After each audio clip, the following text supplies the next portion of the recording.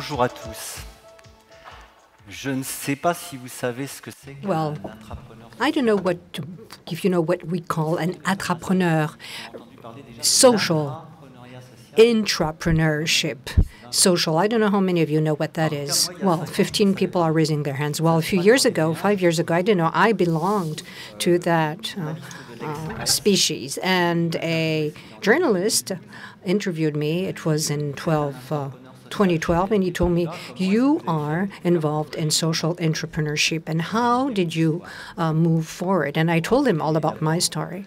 Now, I'll tell you more what are the different milestones in my professional life. This is a book which has been published, it was published yesterday, and this is a guide for those of you who are involved in social entrepreneurship.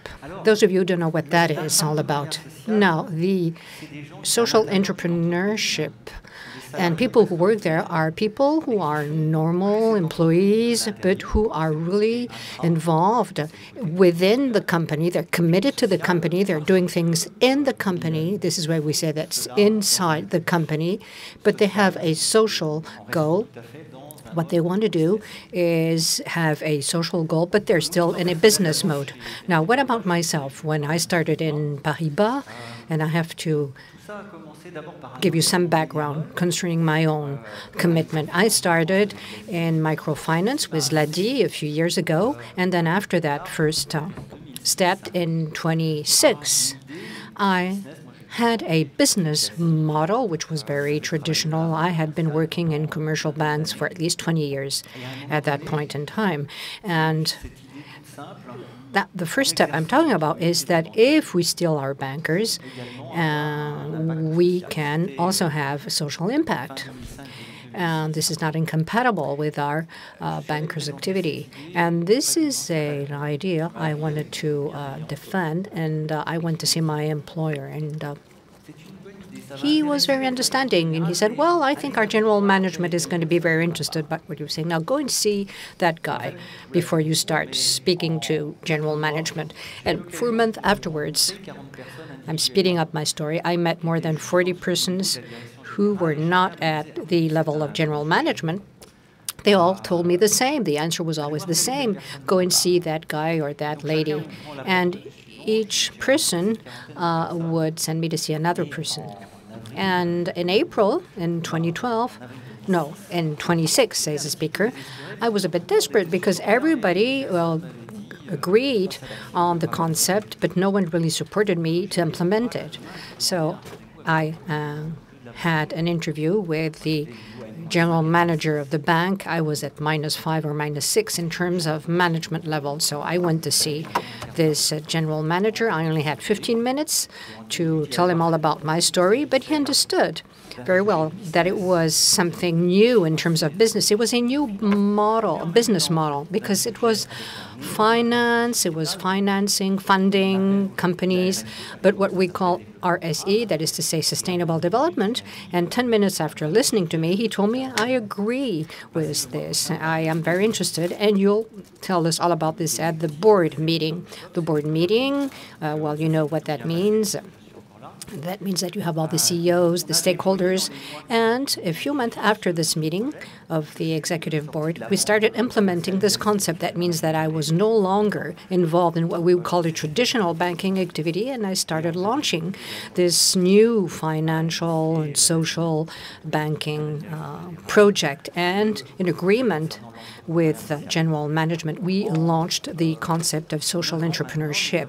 Now, 9 years after, I can say that we have funded with microfinance of more than 40 companies, businesses in South America and Europe, and for more than 3 years now, 300 social companies have received this microfunds. That means that there's a real social impact in terms of microfinance. 2 million persons have been benefiting from this, and I'm including individuals and families, 300 social companies in different territories, which I think is a major impact.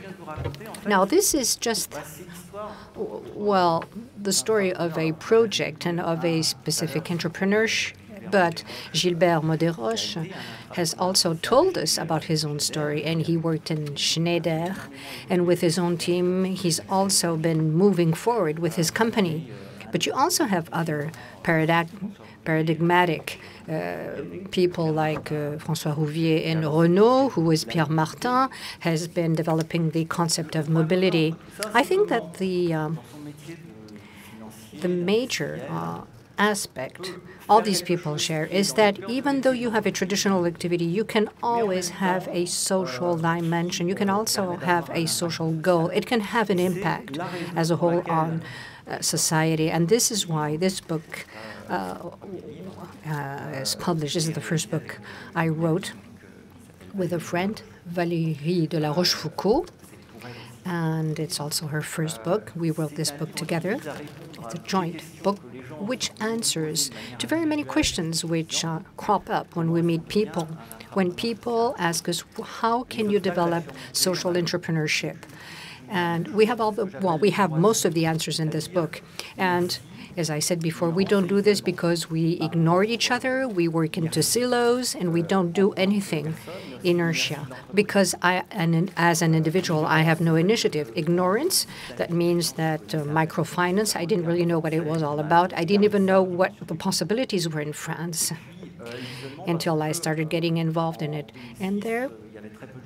And very few people knew what microfinance is all about. Even in the banks, they know what microfinance is. Therefore, real ignorance with respect to this concept. Therefore, we have three major obstacles we have to overcome. And this guide, I think, can be very useful because it's a guide which provides them with a series of tools to implement this concept. Now, having said this, I would like to come back to the gist of the problem, and it's the answer to the following question. What can multinationals do so as to contribute to positive economy? And I think the question was not really worded in that way. I would say, what should they do? Not what can they do. They shouldn't do. There is no legal constraint or moral constraint.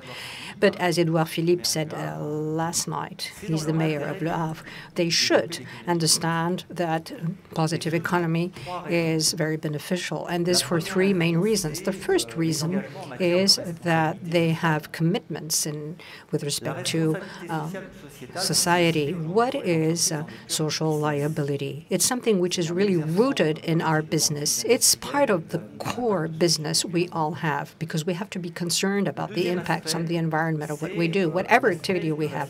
The second aspect concerns innovation. What do I mean by innovation? That means that for companies which are now going back to the bottom of the pyramid, and one of our colleagues said this in his presentation, well, we have to adapt to new customers, but we have to propose new products. We have to adapt to new processes, new customers, and new products. And the third aspect is what I would call human resources. I can assure you that when we launched the microfinance activities 9 years ago, well, BNP Paribas, people feel very proud today. I believe that they're always also very proud at Schneider and Renault to be part of it. They're part of this adventure in a company which really is concerned about social impacts, either through initiatives which can be volunteered or which are normal activities, I would say, embedded into the activity of the company. Now, after the first question, which is why, now the second question would be how? How can they do this? How can they develop social entrepreneurship? I would say it's not natural. I would say that people that I've met who are really involved in that told me, well, it was difficult. It was difficult to pave the way for social entrepreneurship. We don't have business plans. We don't have budgets and so on. And all the whole series of possibilities we have. And I'm sure that my friend Gilles didn't leave, and he's here, and he would agree with me. So I think that most of the time we don't have the expertise. So it's difficult. There are three different kinds of obstacles, if we want to summarize this. Well, you have to convince top management because it's completely new. It's a new approach. And this new approach can be embedded in the traditional activities of the company or normal activities of the company. That's the first step or the first obstacle you have to overcome. And the second one, I would say, is more complex, concerns the middle management. The first obstacle I mentioned was top management and the mindset. But the middle management is not really interested in having someone who will develop a new project or radically new. So that means that you have to develop a new collaborative culture within the company at middle management level. And the third obstacle, I would say, concerns innovation, development of innovation, and incubators. This is something that we have launched since last February. What am I speaking about? You have 15 persons who are pooled or which work together on a common project, and 20% of their time during 3 months is devoted to specific activities for social entrepreneurship with coaches. And what happens? Well, then there is something coming out of this. Innovation is not something that starts from scratch and spontaneously. You have to build innovation. And these are the main three obstacles I wanted to mention when you're working in a traditional business or company. And I would like to conclude with two takeaway messages. The first message I would like to provide you with.